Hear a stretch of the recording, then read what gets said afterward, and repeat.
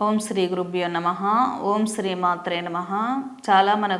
మనకు భారతీయ సనాతన సాంప్రదాయంలో స్త్రీలని, గురువులని, సాధకులని, అఘోరాలని పూజించేటటువంటి ఆచారం ఉంటుంది. ఇదేం మూఢనమ్మకం కాదు. ఎందుకంటే ప్రపంచం మొత్తం మీద ఒక స్త్రీని దేవతగా పూజించేటటువంటి ఆచారం మన భారతదేశంలో మాత్రమే ఉంది. ఎందుకంటే స్త్రీ అమ్మవారు సృష్టి చేసిన తర్వాత మళ్ళీ తర్వాత సృష్టి చేయగలిగేటటువంటి శక్తి ఒక స్త్రీకి మాత్రమే ఉంటుంది. కాబట్టి ఆ స్త్రీకి సువాసిని పూజ, కన్యా పూజ, కుమారి పూజలు అనేది నిర్వహించడం జరుగుతుంది. కన్యా పూజలో, సువాసిని పూజలో ఉన్నటువంటి ఉద్దేశం ఏంటంటే అమ్మవారు ఆ శరీరాన్ని ఆవహించి ఆ దానాలు కానీ, మనం చేసేటటువంటి పసుపు కుంకుమల నివేదనలు కానీ, మంగళకర ద్రవ్యాలు కానీ ఆ స్త్రీ రూపంలో స్వీకరించి మనకు అనుగ్రహాన్ని అందిస్తుంది అనేటటువంటి భావనలో సువాసిని పూజలు అనేది నిర్వహించడం, వారికి పసుపు కుంకుమ అనేది దానం ఇవ్వడం జరుగుతుంది. అలా ఇవ్వడం ద్వారా అమ్మవారే స్వయంగా ఆ స్త్రీ రూపంలో స్వీకరించి మనకు అనుగ్రహాన్ని అందిస్తుందనేది బలమైనటువంటి నమ్మకము. అదేవిధంగా కన్యా పూజలలో ఉన్నటువంటి అంతరార్థం ఏంటంటే బాలికలను పూజించడం ద్వారా ఆ బాలికల రూపంలో కన్యాదేవతలు ఎవరైతే ఉంటారో, మాతృకా దేవతలు ఎవరైతే ఉంటారో వారు మనం ఇచ్చేటటువంటి వాయనాలను స్వీకరించి సంతృప్తి పడి మనకి అనుగ్రహాన్ని అందిస్తారు అనేటటువంటి ఒక భావన ఉంది. కాబట్టి కన్యా పూజలు, సువాసిని పూజలు అనేది మన భారతదేశంలో ఎక్కువగా జరుగుతూ ఉంటాయి. అదేవిధంగా గురువులని, అఘోరీలని, సాధకులని పూజించడం అనేది ఆనవాయితీగా వస్తుంది. ఎందుకంటే వీరు దీక్ష తీసుకొని కొన్ని అక్షర లక్షలు జపం చేయటం ద్వారా వీరే స్వయంగా దేవతా రూపాన్ని ధరించి ఉంటారు.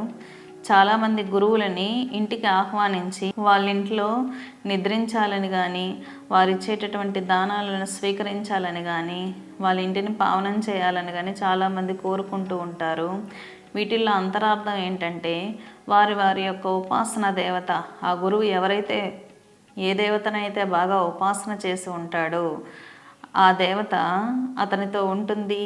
ఖచ్చితంగా మన ఇంటికి వచ్చినప్పుడు ఆ గురువు, ఆ దేవత కూడా మన ఇంటికి వస్తుంది. మన ఇంట్లో నిద్రించడం ద్వారా మన ఇంట్లో ఉన్నటువంటి సమస్యలన్నీ క్లియర్ అయిపోతాయి అనేటటువంటి అభిప్రాయం ఉంటుంది. కాబట్టి గురువులని ఇంటికి ఆహ్వానించి వారికి చేయవలసినటువంటి సకల మర్యాదలు, పాదపూజ, ఇచ్చేటటువంటి దానాలు ఇవ్వడం ద్వారా భక్తులు తమ తమ యొక్క కర్మలను కరిగించుకోవచ్చు అనేటటువంటి భావనల్లో ఉంటారు. వీటిలో ఖచ్చితంగా నిజం అనేది ఉంటుంది. ఎందుకంటే ఒక పీఠానికి సంబంధించినటువంటి పీఠాధిపతి కానీ, ఒక గురువు కానీ ఒక సామాన్య ప్రజల ఇళ్ళకు వచ్చినప్పుడు వాళ్ళ ఇంట్లో సమస్యలన్నీ చాలా వరకు క్లియర్ అవ్వడం అనేది మనం చూస్తూ ఉంటాం.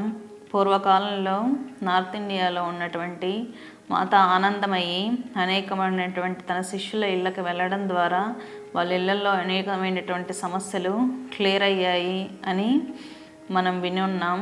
ఒక గురువులు అనే వాళ్ళు ఇంటికి రావడం ద్వారా వారి ఇంట్లో సమస్యలు అనేది ఖచ్చితంగా పరిష్కరించబడతాయి.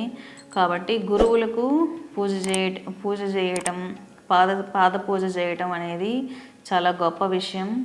అదేవిధంగా అఘోరీలు కావచ్చు, సాధువులు కావచ్చు, వీరిని సత్కరించేటటువంటి విధానంలో ఉన్నటువంటి ఉద్దేశాలు ఏంటంటే వారి వారి శరీరాల్లో ఉన్నటువంటి మంత్రాది దేవతకి మనం దానం ఇవ్వడం ద్వారా సంతృప్తి పడి మనకు అనుగ్రహాన్ని అందిస్తుందనే భావనతో సన్యాసులకు కావచ్చు, సాధువులకు కావచ్చు, అఘోరీలకు కావచ్చు మనం దానం ఇవ్వడం అనే సాంప్రదాయం అనేది మన భారతదేశంలో ఉంది.